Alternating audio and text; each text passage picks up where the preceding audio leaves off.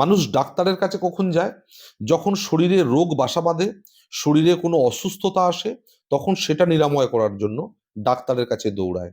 খুব কম মানুষই আছেন, সচেতন মানুষই আছেন, যারা বিভিন্ন সময়ে রুটিন চেক আপ করে শরীরকে একবার চেক করে দেখে নেন যে এই মুহূর্তে শরীরের কন্ডিশন কি আছে, আগামী কিছু সময়ের মধ্যে শরীরে কোনো বড় রোগ আসতে পারে কিনা। জ্যোতিষ জিনিসটাও তাই। অ্যাস্ট্রোলজারদের কাছে কখন আপনারা যান? যখন কোনো বড় সমস্যায় পড়ে যান। তারপরে গিয়ে তাদের দ্বারস্থ হয়ে আপনি অনুরোধ করেন যে আমার এই মুহূর্তে এই সমস্যা হচ্ছে, সেখান থেকে কিভাবে বেরোবো তার প্রতিকার দিন। একটা কথা ভেবে দেখুন তো, কোনো ওষুধ ছাড়া কি রোগের নিরাময় হয়? তেমনি কোনো প্রতিকার ছাড়াও কিন্তু আপনার এই জ্যোতিষগত যে সমস্যা বা জীবনের যে সমস্যা, সেগুলোও তো নিরাময় হতে পারে না, নির্মূল হতে পারে না।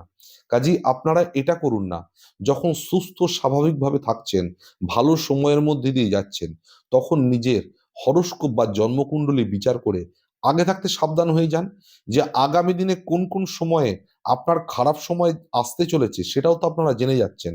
আপনারা কিন্তু এটা ভাববেন না যে একই ভালো সময় সারাটা জীবন মানুষের জীবনে চলতে পারে।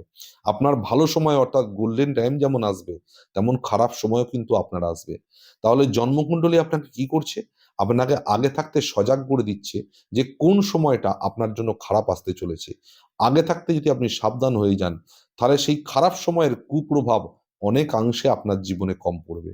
কাজেই আপনারা প্রত্যেকে জন্মকুণ্ডলী বা হরোস্কোপ বিচার করে সেটাকে মেনে সারা জীবনের যে গাইডলাইন তৈরি করে দেওয়া হবে, সেটাকে মেনে চলুন। আমি নিশ্চিত বড় কোনো ঘাত প্রতিঘাত, অর্থনৈতিক সংকট বা কোনো সমস্যা আপনাকে সেইভাবে এসে চেপে ধরতে পারবে না, যার দ্বারা আপনি ঋণগ্রস্ত হয়ে গেলেন, যার দ্বারা আপনার মাথা কাজ করছে না, যার দ্বারা আপনি ভীষণ ডিপ্রেশনে চলে গেলেন। এই সমস্যাগুলো থেকে আপনি বেঁচে যাবেন।